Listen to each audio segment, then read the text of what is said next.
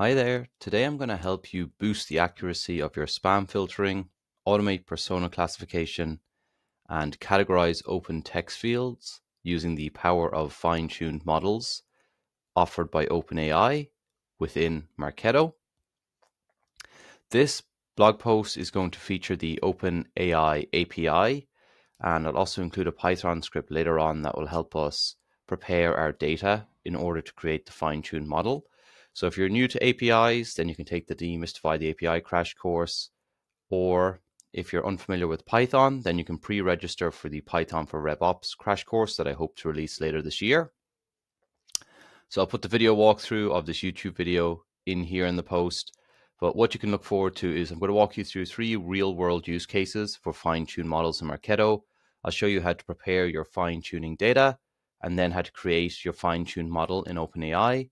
And then I'll show you how you can reference these fine-tuned models using webhooks in Marketo when you're making an API request to OpenAI. So the very first use case, the issue it's trying to solve is that sometimes the CAPTCHA integration that's native to Marketo can be unreliable.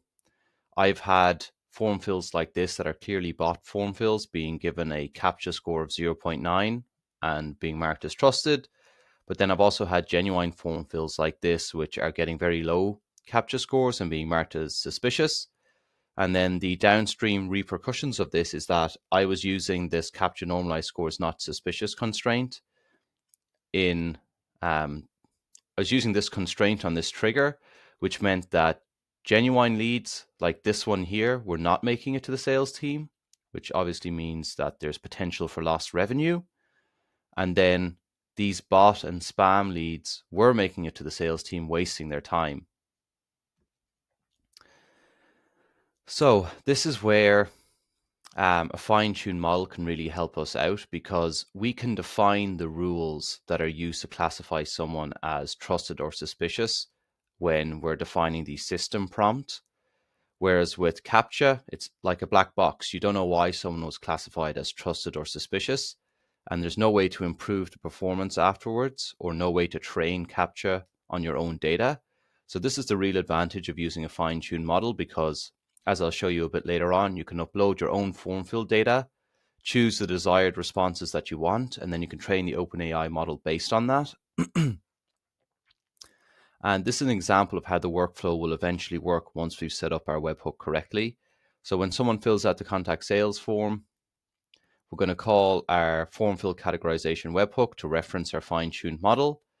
And then if this spam categorization field, which we have mapped to the response to the webhook, if this comes back containing bot, then we're going to remove this person from the rest of the smart campaign so that they don't use up any unnecessary processing, and they don't end up getting on our sales team's plate. And as I mentioned before, you get to define the rules of this in the system prompt, as I'll show you later on when you're training the model. And if you do see any issues, the nice thing is you can take any leads that were misclassified, add them to your training data set, and specify how they should have been classified, so that the next time a similar lead comes into your Marketo instance, it should be correctly classified now that you've updated the training model or the training data set. The next one then is persona matching based on job title. So if you've ever tried to create personas by matching on keywords contained in the job title, then you've likely run into errors the same way I have. So if you're trying to find chief operating officers and you try and match on the job title containing COO, then you'll inadvertently pull in cook, you'll inadvertently pull in coordinator, but obviously these are nowhere close to the persona that you're actually looking for. You can use smart lists to try and exclude certain keywords, like you can say job title contains COO and job title does not contain cook, or job title does not contain coordinator. But this becomes cumbersome and it's hard to predict all the inadvertent matches that might happen. So this is another use case that AI is perfect for. It's smart enough to know what job titles and what job title acronyms correspond to a chief operating officer. And it does fuzzy matching logic. So even if there are misspelling, it still knows what the person meant and it's able to match it to the right persona. So if someone says chef operating officer, it'll still know to map it to the chief operating officer persona. And it can obviously handle job titles given in any language. So this is chief operating officer in Spanish, and it'll still map that to our correct persona, which is great. And the power of the fine-tuned model is that even if your training data set doesn't contain misspellings or foreign language examples, since you're building on the broad base OpenAI model, let's say like GPT-4o, since you're building on that broad base, even if your training data set doesn't contain misspelling examples or foreign language examples, since you're building on this broad base, when you use the model, it will be smart enough to understand the misspelling or translate the foreign language text, and then still be able to correctly map it to your desired persona based on the fine-tuned model. So that's the power of building a fine-tuned model on top of OpenAI's broader model. And credit for this, I first saw this from my friend Lucas Marketo. He presented on this with me when we were presenting at Summit in 2024, and it was actually his idea to use a fine-tuned model for persona matching. So he gets all the credit for this. I'm just sharing it here so you guys can get more eyeballs on it, and you can see the original post with Revenue Pulse by following this link. So this is what the Smart Campaign looks like if someone is created with a job title populated or the job title changes. Then we're going to call our webhook to make the request to OpenAI and reference our fine-tuned model. And then once we get this persona again is mapped to the response of this webhook. Once we get the persona field populated, we can then do lead scoring based off of this. And obviously this is much more powerful than trying to do keyword matching on the job title. So then the third and final use case is open text field categorization. So the example I'm going to use here is this "How did you hear about us?" field. And the advantage of using this field instead of a pick list or a drop down, the advantage of making it an open text field is that you'll find out a lot of different sources of how people are hearing about you that you weren't expecting. If this is just a pick list field and you just include all the sources that you already know you're trying to get people's attention on, then you're just going to get those exact same answers back in the form and you're not learning anything new. But if you make this an open text field, then you'll find sources you never even expected, like YouTube influencers mentioning your product, blogs linking out to your website, or apps listing you as an integration partner. That's the real value of this field, is all the new insights you can gain. But then the downside is that it can be hard to extract insights from this data later on and hard to leverage it if you want to do segmentation. Well, not this field in particular, but open text fields in general can be quite messy to use after the fact, especially if you want to try and use them for segmentation, or if you want to try and send tailored content to your audience. It makes it quite difficult. And at a small scale, let's say you're getting like 10 form fills a day, it'd be nice to look at each response individually, categorize it, and then search for trends and patterns. However, at a large scale, if you're getting hundreds of form fills a day or thousands, this is obviously not scalable. So this is where we really need AI to help us out. So this is what the Smart Campaign flow looks like. Whenever someone is created with this "How did you hear about us?" field populated, or the field changes, then we're going to call our categorization webhook. And all the benefits that I mentioned with the persona matching workflow before apply here as well, where if there are any misspellings, it's smart enough to match those to the correct here source category. So if someone misspells Google, like if they have any of these misspellings, it will know what the person meant and be able to match that to the organic bucket. So it's smart enough to handle misspellings, and it's also smart enough to handle different languages. Like if someone says in French or Spanish, "I found you by searching online," it will still be able to match that to the organic bucket. So we still have all those benefits of AI that I mentioned before.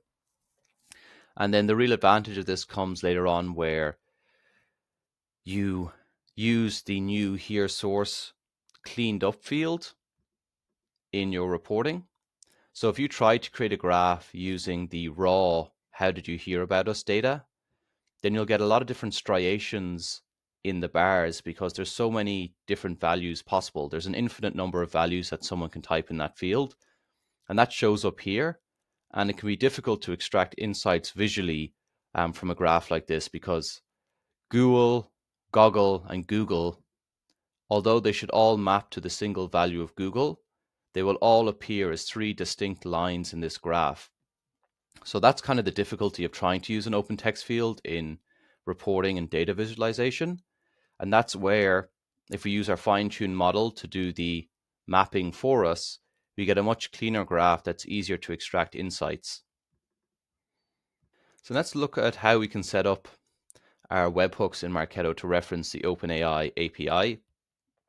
So if you're unfamiliar with webhooks, you can check out this webhook quick start guide here, which will show you how to get started in setting them up and give you different use cases and examples of how to use them in Marketo, and also show you all the different triggers that are available to use in webhooks and examples of where you might want to use different triggers like smart campaign triggers, subscription tokens. Sorry, I meant tokens. So this will show you all the ways you can use different tokens in the webhooks, like smart campaign trigger tokens. You've got my tokens available. You've got lead and company tokens too. So you can check out that section for great examples of how to use those tokens in webhooks and when you might want to use different tokens. And then I've linked to the documentation here for the endpoint we're going to be referencing. So we're going to be referencing this chat completions endpoint here. And we're going to be making a post request to this endpoint. So you can learn all about it by following that link. Just quickly, what it looks like when we're setting these webhooks up. So we've got a few different ones here. We've got the persona categorization one, the hear about categorization, and then the form fill categorization. But it's a bit difficult to see what's actually in this payload when we're looking at it like this. So I'm just going to jump back to the blog post here to quickly walk through what this looks like. And I think this is the best way to see what's in the payload when I've actually broken it out here. So this is what I just showed you in Marketo. We're making a request to this endpoint. And then in the payload template, we're specifying the values I'll go through at the bottom. And then it's a post request, and the response is going to get returned to us in JSON format.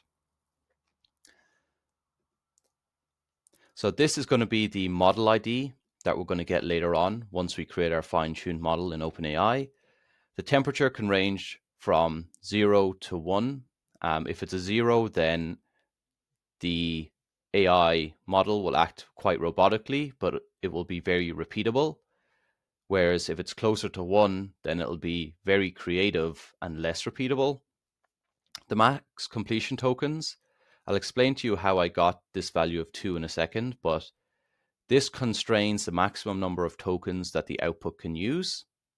And it's very useful because sometimes OpenAI or ChatGPT can be very verbose in the answer it gives you, and it gives you too much information and not the values you're looking for. So this helps us ensure that OpenAI only gives us these fields that we're looking for. And then in the messages, we define the system prompt. This is basically the instructions we want the model to carry out. And in this case, we just want it to categorize into our 4 different personas. And then we're going to give it the job title using the lead token here. So I'll show you how I got this value of 2 for these different job titles. So these are the 4 outputs we want the model to give us. And if you open up this OpenAI tokenizer here, and you put in any of those 4 values from before, like you put in C-suite, we can see that's 2 tokens. You put in engineer, engineer is also 2 tokens. Oh, engineer is only 1 token actually. Engineer is only 1 token. What was the other one? Other is 1 token. And then I also had manager as another applicable one. So that's 1 token. So the highest token we want the output to ever give us is, the highest number of tokens the output should ever use should be 2 in the case that it uses C-suite. And this is if we're using the GPT 4.0 or 4.0 mini models. It's obviously different if we use some of the other models that might change. So I know the maximum number of output tokens should be 2. So that's why I'm using the value of 2 here in the payload. And then the next part of this is we need to define the headers of our webhook. So we need to get our OpenAI API key and put that in the authorization section. And if you want to get your OpenAI API key, you can follow this link here. And once you're logged in, it will bring you to the correct section in your account to get that. And then the final part of this is mapping your desired Marketo field to the answer we get from OpenAI. And the reason we have to use this choices notation here is because the response we get from ChatGPT, the answer we're looking for, is contained in this content parameter. But we first have to dig into choices. Then it's going to be since it's a list, it's going to be the first value in choices. So that's why we're accessing index 0 in the list. Then we're going to drill down into the message, and then we're going to drill down into content. So that's why we have to use this notation in order to get the answer from ChatGPT. And all 3 of our webhooks in Marketo look the same. So I just showed you the persona one. I'll zoom out a bit. That's just a bit too zoomed in. So we're mapping our persona field to the answer we're getting from OpenAI. The here about categorization is the same. We're mapping the here source field to the answer. And then the form field categorization, it's the exact same setup. The only thing to note here is that for the form field categorization, I've enabled request token encoding because, as you'll see here, I'm passing all the form fill information. I'm passing the full name, I'm passing the email, I'm passing the company name, the phone number, the website, and most importantly, the form additional information. So when we're sending webhooks from Marketo, this payload needs to be in JSON format.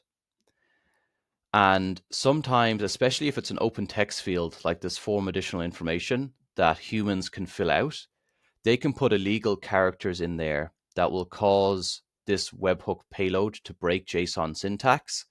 So in the case that there are any illegal characters present in any of these Marketo fields, but more than likely present in this additional information field, we're going to request token encoding so that even if there are illegal characters, they'll be encoded.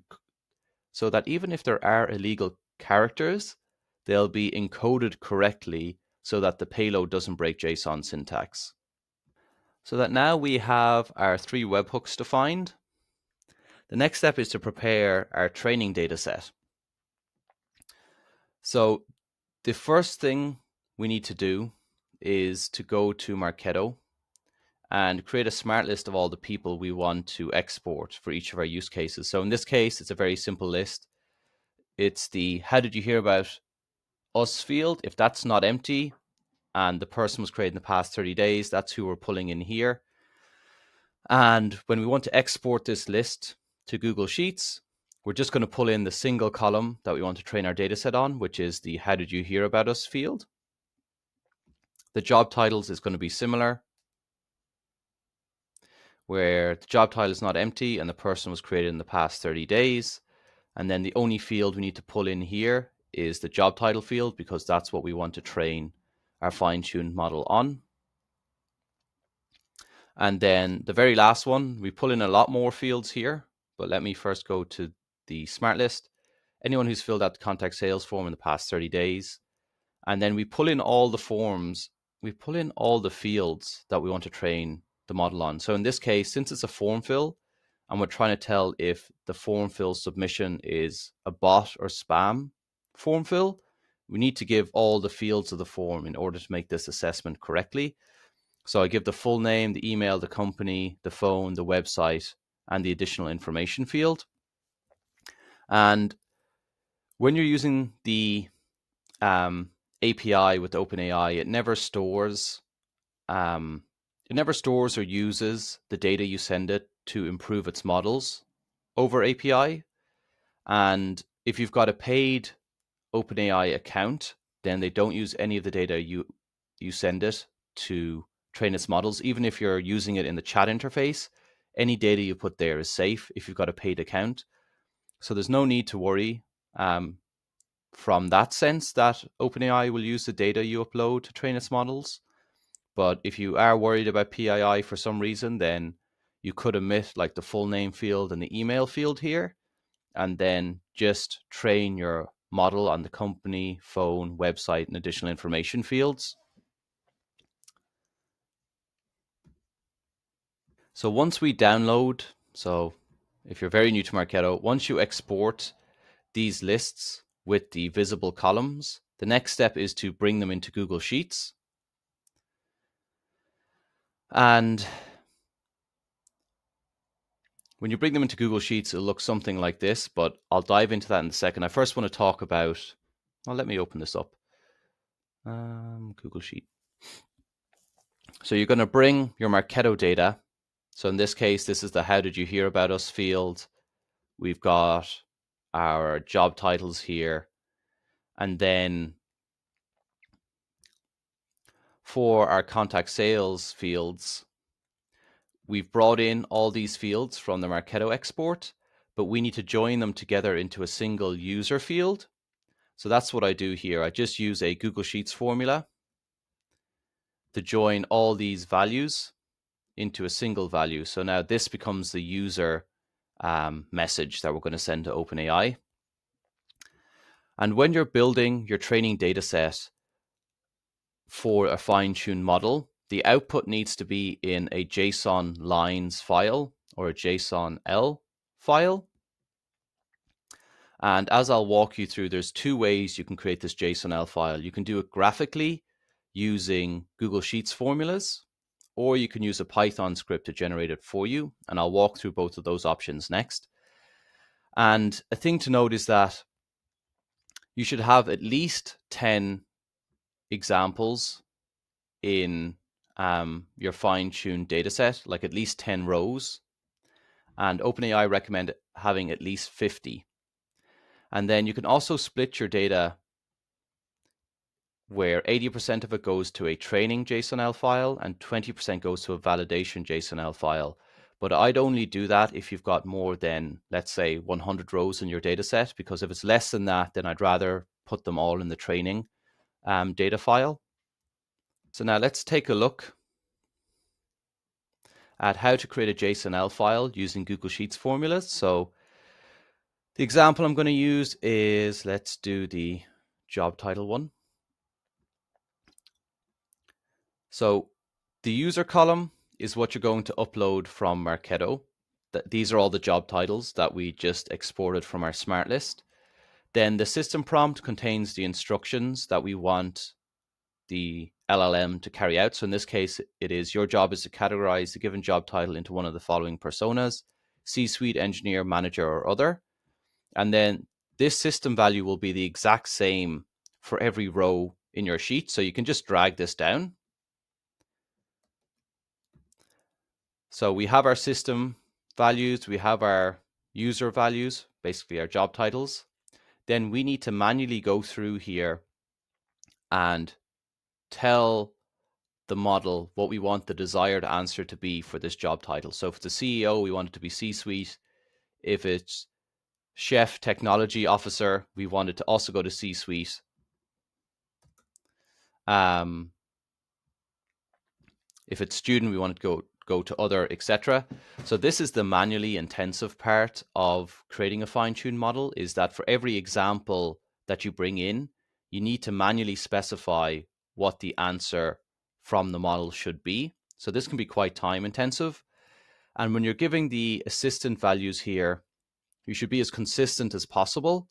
So for example, if you see Chief Technology Officer up here and you mark it as C-suite, but then down below you have CTO and you mark that as engineer, well, that's just going to be confusing for the model, because in one case you've marked Chief Technology Officer as C-suite, but then in the other you've marked it as engineer. So this inconsistency will lead your performance of your fine-tuned model to also be inconsistent. So the more consistent you can be here, the more consistent your model will be in the end. So try and be as consistent as possible when you're giving these assistant values. So now we've got our three important columns defined, the system, user, and assistant. We now need to combine them into a JSON object in column H here. And the way we do that is using a Google Sheets formula where we concatenate all these three values together. And we also use these helper columns when we're doing the concatenation so that we get the correct output format. So I can show you what this output format looks like.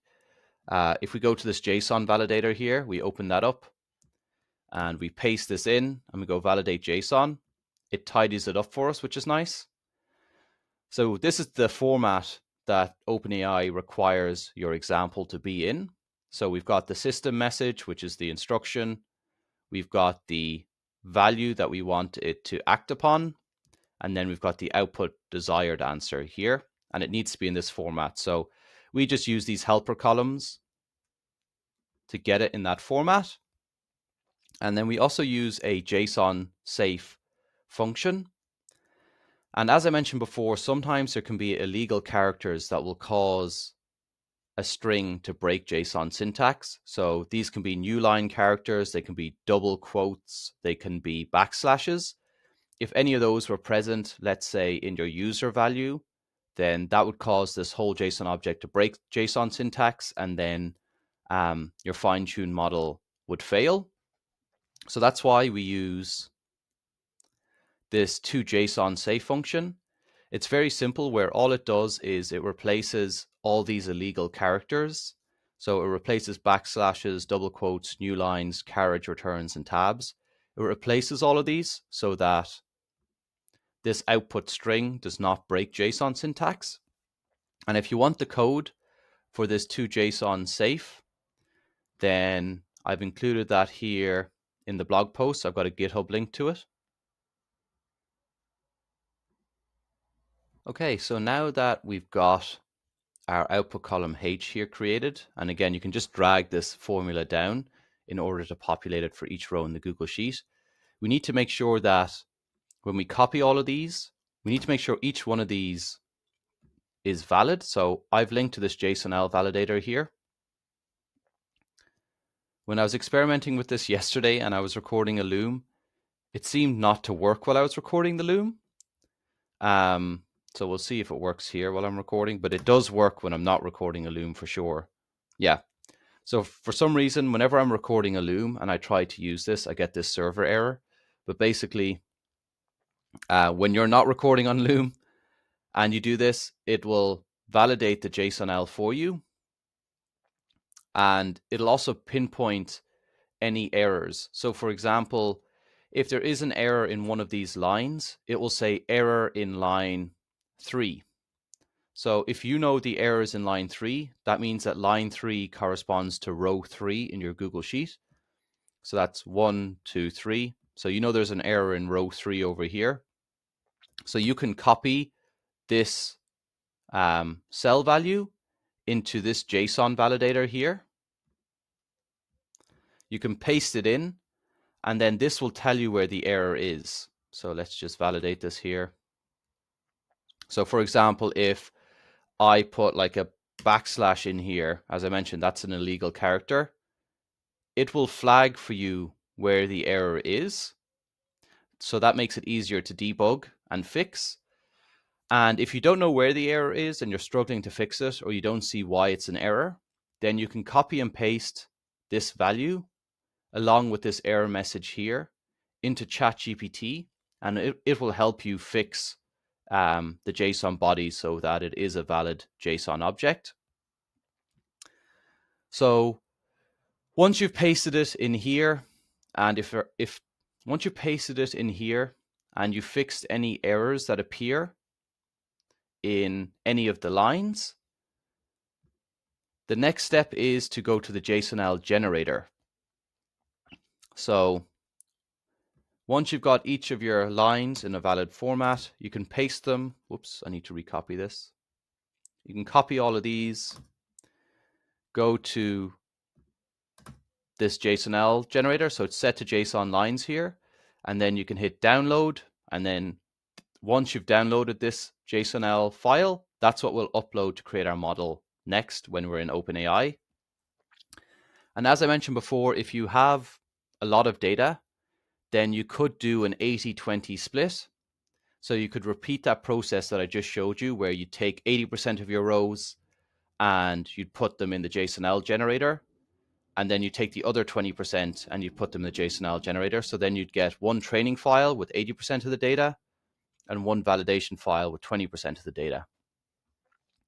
So that's how you do it graphically using Google Sheets formulas. But my personal favorite, because it's much quicker and simpler, is to use a Python script. So I've linked to the script here in GitHub, and all you guys will need to change is you'll need to change the system prompt. You'll need to reference the file you've downloaded from Google Sheets. So I'll show you what that file is. All we need for our Python script to work is the user column, our data from Marketo, and the assistant column. And it's the exact same for each one of these. We just need the user column, the assistant column, the user column, and the assistant column. So you'll notice that each three of these example Google Sheets follows the exact same format. Here we're using the graphic Google Sheets method to get the JSON lines. Here it's the exact same. And here it's the exact same. And then I've also given you what we need for the Python script for each of these use cases as well. So this is what we're going to download for our Python script as a CSV file.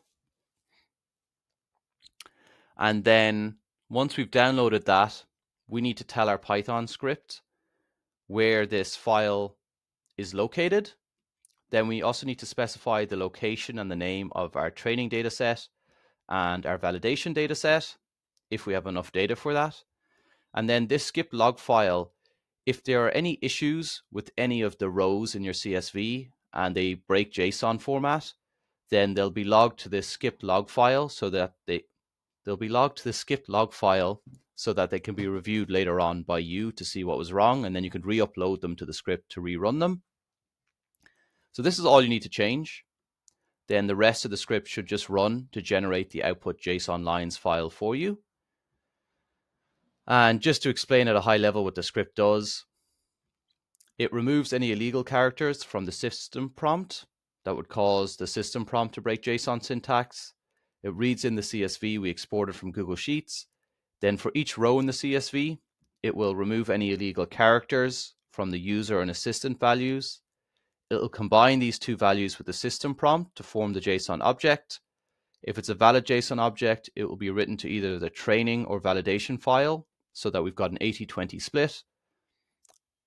Else, if it's not a valid JSON object, it'll be logged to the skip file for later investigation. So if you're comfortable running a Python script, then that's a method I'd recommend in order to generate this JSON lines file. Okay, so now that we've got our training data set, we're ready to create our fine-tuned model in OpenAI. Follow this link here to go to the OpenAI fine-tuning interface. And then we're going to go create model. So you can choose your base model here. You can choose GPT-4o. The suffix is just a name you can give it so that you can see that all these output model IDs are very long and not very human friendly, but the suffix is something that will get added to the end that will help you identify it. So in this case, you could just do something like persona, put today's date, and then this is attempt number 00. If you came back on the same day and you tried to create a different fine-tuned model for persona matching, then you could increment this to 01. So like you'd put that in as our suffix, base model 40 mini. Whoops. Sorry, my face is in the way here. Base model, the suffix, The seed you can leave as empty. It will generate this for you. And you can read the description of the seed here. But basically, if you put in the exact same number here every time, that will help your that'll help the generation of this fine-tuned model be more repeatable. I'm just going to leave that as empty for now. You upload your training data set. So I should have some here, like this is my training JSON lines.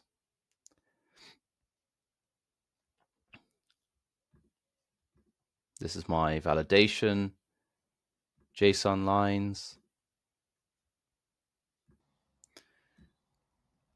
Okay, and then we've got all these hyperparameters here. So you can kind of mouse over what each of these definitions are, but I'd recommend leaving them as auto unless you know and understand what each parameter does and you're confident that your custom settings would outperform these default settings here. You could always upload your data to ChatGPT and then ask it to explain each of these three parameters to you and then get its advice on what setting it would recommend for each of these three values. So you could do that if you don't want to use the default values. And then all you do is hit create. And then it usually takes quite a while. So I'd go away and do something else. And then you'll get an email in your inbox once the fine-tuned model has been created. And then looking at the results of the fine-tuned model here, this output model ID is what we're going to copy into our Marketo webhook so that it knows how to reference this model. Then you can see the actual hyperparameter values that were used. Again, if you understand what each of these hyperparameters does really well, then the next time you create a model, you can edit these values here and you can specify them yourself to try and get better performance. And then these are the main metrics you care about from the results. The lower these values are, the better your model will perform. And again, you can ask ChatGPT to explain each of these three values to you and what they mean, but basically you want these to be as low as possible.